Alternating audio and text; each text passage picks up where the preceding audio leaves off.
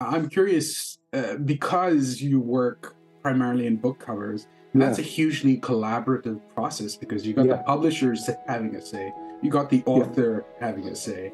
Maybe sure. you're working with a secondary illustrator for Yeah, some aspects of the cover. How yeah, does what would be your key tips on how to have a great collaborative relationship with all these moving sure. parts?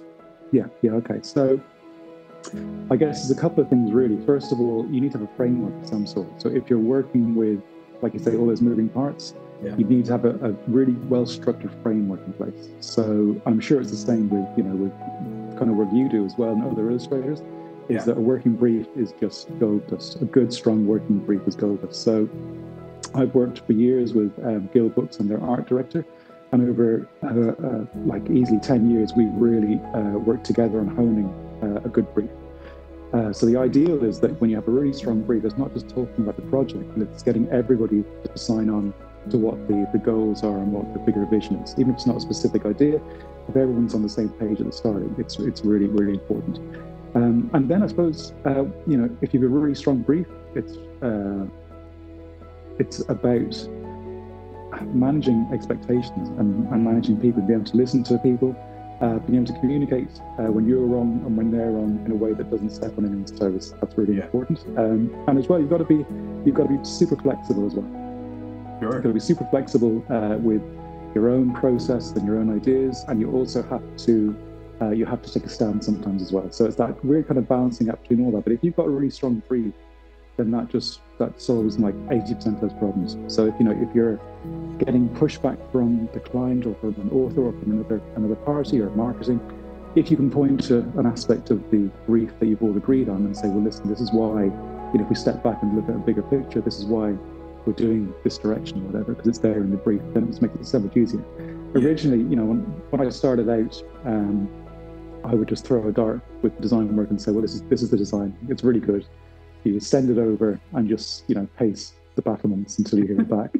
So whereas now it's a much, and again, that's the kind of thing that going back to what we were saying about working in the studio, that's exactly the kind of process that you would have picked up, or I would have picked up rather, whereas I would kind of learn that the hard way.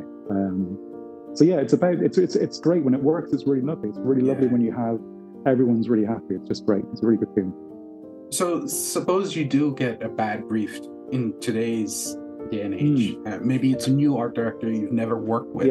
How do you go about creating the expectations necessary to ensure that everybody's on the same page? I would. So if I get a bad brief, or it's not necessarily a bad brief, or a brief that is, let's say it's too broad, or it's not specific, or it's a bit fluffy, I would just dig into it a bit further. I have my own briefing process as well, so I have a questionnaire sometimes in those instances, whether it's a book cover or a logo, and that will have, it'll talk about all the usual stuff about who's the market, but I'll also have things like, if this product was, or if this book cover or logo was a TV show, what would it be? If it was a item of clothing, what would it be? And these kind of broader, almost metaphorical questions can sometimes give you a really good insight. So if I get a bad brief, I'll just go back and just hash it out a bit further and have a discussion and try and get everyone on board. But like you say, it's it can be tricky. It can just, sometimes you can get like an author, or you can get a marketing department, or the designer themselves can just get the wrong aspects. It goes wrong.